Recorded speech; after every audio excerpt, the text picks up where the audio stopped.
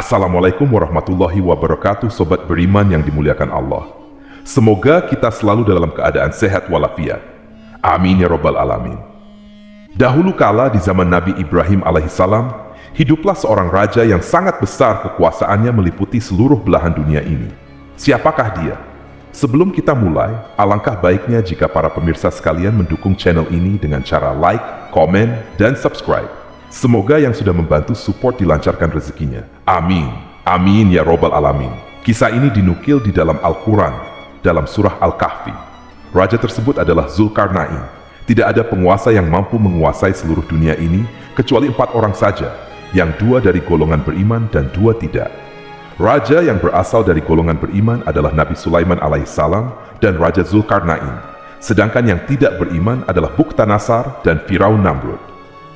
Yang akan kita bahas di sini adalah kisah tentang Zulkarnain, seorang raja saleh yang mengembara hingga ujung timur dan ujung barat dunia ini. Zulkarnain bukanlah sebuah nama, melainkan julukan atau gelar untuk seorang yang memiliki makna orang yang memiliki 2 tanduk. Namun, 2 tanduk di sini memiliki arti orang yang mampu menaklukkan wilayah timur dan barat karena ia memiliki wilayah kekuasaan yang sangat luas.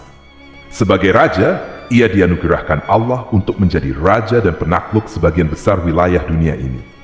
Allah mempermudah segala sesuatu yang diinginkan Zulkarnain menjadi kenyataan. Segala hal yang ingin dicapai olehnya akan dipermudah oleh Allah untuk mendapatkannya. Seorang raja yang luar biasa, Zulkarnain diberikan kecerdasan dan pasukan yang banyak.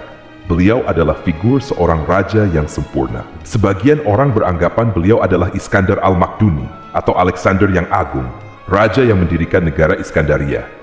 Namun persepsi ini dibantah oleh para ulama karena Raja Alexander bukanlah orang beriman.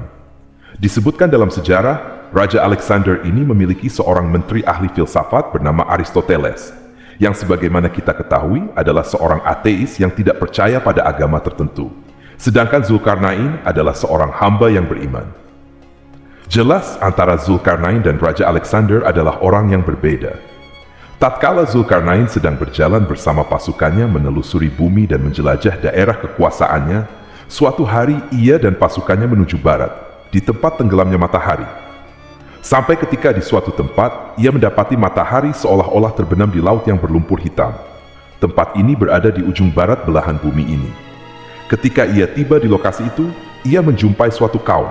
Ternyata kaum tersebut adalah kafir. Kemudian Allah memberikan pilihan kepada Zulkarnain. Wahai Zulkarnain, silakan engkau serang mereka, atau kau ingin berbuat baik kepada mereka. Karena kaum ini kafir dan berbuat syirik kepada Allah, ternyata Zulkarnain memilih jalan dakwah.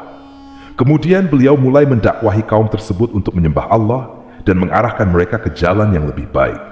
Beliau berkata, siapa dari kalian yang berbuat zalim, maka kami akan menyerangnya. Setelah kalian mati di dunia, maka di akhirat kalian akan mendapatkan siksaan yang jauh lebih parah daripada dunia. Sebaliknya, jika kalian menerima dakwahku, maka kalian akan mendapatkan perlakuan yang baik dari kami dan akan mendapatkan surga ketika di akhirat nanti. Begitu hebatnya pasukan dan kekuasaan Zulkarnain, beliau memberikan ultimatum kepada kaum ini setelah ia mendakwahi mereka. Setelah itu, Zulkarnain dan pasukannya berjalan menuju arah timur, paling ujung dunia ini. Ketika pada suatu hari ia tiba di suatu tempat terbitnya matahari, ia mendapati suatu kaum di sana yang tidak bisa berlindung dari teriknya matahari.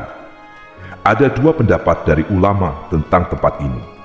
Pendapat pertama beranggapan bahwa tempat ini dihuni suatu kaum yang sangat primitif, yang tidak tahu caranya membuat rumah sehingga mereka tidur di bawah terik matahari. Pendapat kedua beranggapan bahwa tempat ini adalah suatu tempat di mana mataharinya pernah terbenam. Kemudian Zulkarnain memberikan peringatan yang sama kepada kaum ini. Jika mereka menolak dakwah Zulkarnain, maka mereka akan diperangi. Begitu juga sebaliknya, karena mereka ini berada di bawah kekuasaan Zulkarnain. Perlu kalian ketahui bahwa wilayah kekuasaan beliau sangat luas, meliputi sebagian besar dari wilayah dunia ini. Setelah berdakwah pada kaum tersebut, beliau melanjutkan lagi perjalanannya yang, bila mana sebelumnya mereka ke ujung timur dan ujung barat, sekarang beliau menuju arah vertikal dunia ini. Tidak diketahui ke arah mana, apakah itu utara atau selatan. Yang diceritakan adalah beliau dan pasukannya menuju suatu tempat yang memiliki dua gunung yang besar dan tinggi. Di lokasi tersebut, beliau mendapati suatu kaum yang memiliki kosakata bahasa yang sangat rumit, dengan bahasa-bahasa yang Zulkarnain belum pernah ketahui, sehingga hampir-hampir bahasa mereka tidak bisa dimengerti oleh Zulkarnain dan pasukannya. Lalu bagaimana Zulkarnain bisa bicara dengan mereka? Bisa jadi Allah memberikan ilham berupa kemudahan untuk berkomunikasi dengan mereka, atau ada seorang penerjemah di sisi Zulkarnain yang kurang lebih mengerti bahasa mereka. Semua itu mudah bagi beliau, seorang raja yang saleh. Mustahil Allah tidak memudahkan segala sesuatu yang dilakukan beliau. Tatkala dilakukan komunikasi dengan kaum ini, ternyata mereka mengeluh karena di wilayah tersebut ada dua kabilah, yaitu Ya'juj dan Ma'juj, yang sering berbuat kerusakan. Mereka memohon kepada sang raja untuk dibuatkan dinding pemisah antara kaum ini dan kabilah Ya'juj dan Ma'juj, serta mereka akan memberikan upah kepada sang raja. Tentu saja ini adalah pekerjaan yang sangat berat secara logika. Bagaimana kita membuat sebuah tembok yang bisa terhubung antara gunung satu dan gunung lainnya? Kalaupun proyek ini dilakukan pada zaman sekarang, itu akan terasa sangat sulit. Walaupun di zaman kita ini sudah didukung dengan peralatan yang canggih dan modern. Bagaimana jika proyek pembangunan tembok ini dilakukan pada zaman dulu, yang kita tahu bahwa peralatan tidak secanggih sekarang? Di manakah tempat ini? Wasawab. Untuk lokasi tempat ini ada dua kemungkinan. Kemungkinan pertama berasal dari Syekh Hamdi bin Hamzah Abu Zaid yang menerbitkan sebuah buku di tahun 2007. Di situ beliau beranggapan tembok Cina adalah tembok yang dibangun oleh Zulkarnain. Menurut penelitian Syekh Hamdi, beliau menyimpulkan bahwa kabilah Ya'juj dan Ma'juj adalah bangsa Mongol dari utara yang merusak dan menghancurkan negeri-negeri yang mereka taklukkan. Kemungkinan kedua, ada yang berasumsi bahwa tembok itu berada di lokasi antara Azerbaijan dan Armenia. Di area itu terdapat gunung yang mirip dengan yang dikatakan dalam cerita Raja Zulkarnain. Menurut cerita dari warga setempat, ketika mereka berada di dekat gunung itu, mereka merasakan bulu romanya berdiri, luar biasa. Suatu kondisi badan yang mengalami situasi merinding yang tak jelas asalnya dari mana. Jadi, tak ada seorang warga pun yang berani menjelajah wilayah tersebut. Ketika suatu hari mereka memberanikan diri untuk bersama-sama mengunjungi lokasi itu lebih jauh dekat gunung tersebut, mereka mendengar suara riuh seperti orang yang sedang bekerja, memukul-mukul sesuatu secara beramai-ramai. Ada juga cerita dari warga sekitar bahwa mereka melihat manusia yang berdiri di atas gunung, kemudian terhempas angin yang kencang sehingga mereka jatuh lagi ke dalam gunung itu. Tapi sampai saat ini tidak diketahui kebenaran tentang lokasi persis dari dua kemungkinan yang kita utarakan tadi. Kembali lagi ke cerita ketika kaum tersebut memohon kepada sang raja untuk dibuatkan sebuah dinding pembatas yang memisahkan antara kaum itu dan kabilah Ya'juj dan Ma'juj. Mereka akan memberikan upah kepada Zulkarnain apabila permintaan itu dipenuhi. Namun sang raja menolaknya. Beliau berkata, "Apa yang telah Allah berikan lebih baik daripada yang akan kalian berikan kepadaku." Zulkarnain meminta kepada mereka untuk membantu proses pembangunan dinding tersebut. Kemudian, setelah kesepakatan terjadi, mereka memulai proyek pembangunan dinding pemisah tersebut. Langkah pertama, sang raja meminta potongan-potongan besi dari kaum tersebut. Tentunya besi yang sangat banyak, karena ditujukan untuk menutupi dua buah gunung. Lalu beliau memerintahkan untuk menyusun potongan-potongan besi tersebut sehingga menutupi dua gunung itu. Setelah potongan besi itu rata di antara dua buah gunung, maka panaskanlah tumpukan besi itu dengan api. Dan ketika besi itu sudah panas, sehingga muncul nyala api karena saking panasnya besi tersebut, lalu tuangkanlah cairan tembaga di atasnya. Maksudnya di sini adalah, mereka menuangkan tembaga cair yang sudah dipanaskan dari atas gunung, sehingga seluruh lapisan besi yang telah dipanaskan tadi tertutupi. Nah, sekarang pertanyaannya adalah, bagaimana bisa orang di zaman dahulu melakukan itu semua? Kalau dipikir secara logika, api sebesar apa yang bisa memanaskan tumpukan besi setinggi gunung? Dan bagaimana caranya menuangkan tembaga panas dari atas gunung? Perlu kita ketahui bahwa untuk menutupi gunung diperlukan tembaga dalam jumlah yang sangat banyak. Dan bagaimana cara mereka membawa cairan tersebut ke atas gunung? Sungguh di luar nalar pikiran manusia, tapi inilah kenyataan yang terjadi pada waktu itu. Bisa kita simpulkan bahwa Zulkarnain memiliki kecerdasan di atas rata-rata manusia pada umumnya karena sudah memiliki teknologi secanggih itu pada zamannya. Bahwasanya jika besi dicampur dengan tembaga, akan menjadi material baru yang sangat kuat. Diceritakan di sini bahwa Zulkarnain mencampurkan dua logam yang berbeda sehingga menghasilkan logam yang baru.